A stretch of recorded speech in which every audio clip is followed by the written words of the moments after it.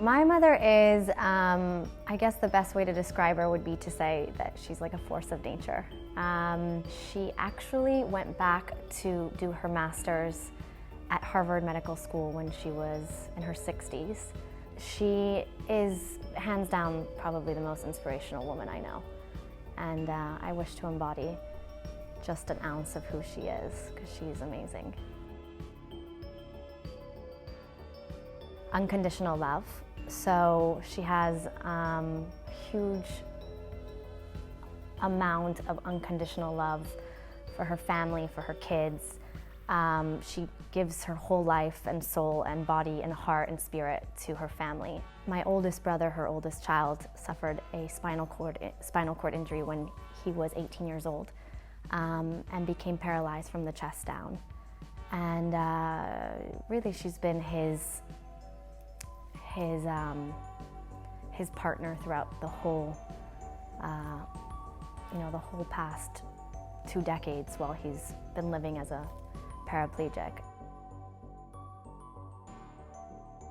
It was to stay out of the sun. To stay out of the sun and not take sun. But I didn't listen to that, as I used to put my face directly in the sun with no sunscreen or protection.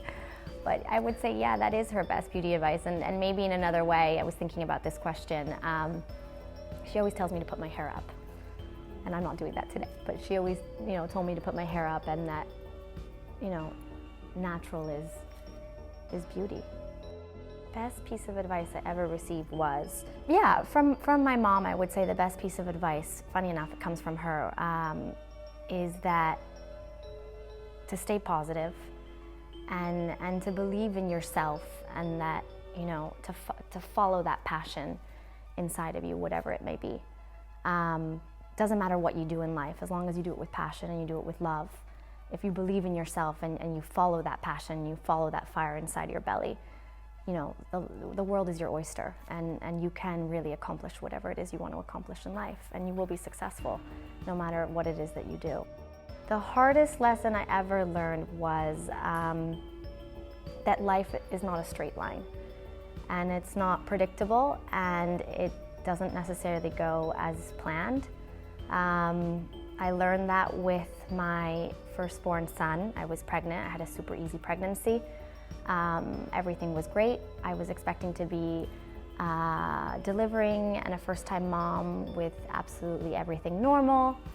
And lo and behold, a week after he was born, he fell sick, and it turned out he had a life-threatening heart condition and was on the verge of dying and needed open heart surgery. And today we live with him, who's amazing and recovered, but he lives with this heart condition, and he will have a lifelong attention and care. But it taught me that life is not as planned or as predicted, and that it's not a straight line, and you kind of just have to go with the flow and take each day at a time. But stay positive as well. To listen to that voice inside of yourself and follow that passion and that desire, and just go with it and not let go of that. And really follow the fire inside of your belly that you may have, and just go with it and not give up.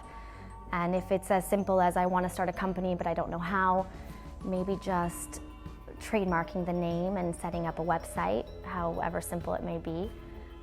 Just do it and just follow that passion and that desire to go with it.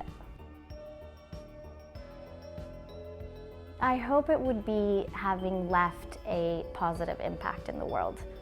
And I really think that that's kind of what I put into my job, having started the Walkabout Foundation and working with our charity every day. It's being able to leave a positive impact in the world and change the world, even if it's just one person, one wheelchair. But leaving that legacy behind of having made a change and a difference in the world for the better.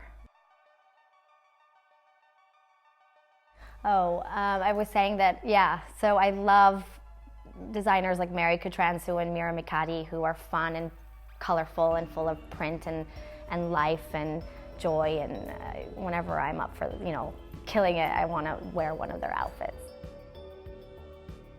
I was thinking about this, really like any kind of Latin music, but I have to say that whenever I put on like Shakira, yeah, and her Waka Waka, she does it for me.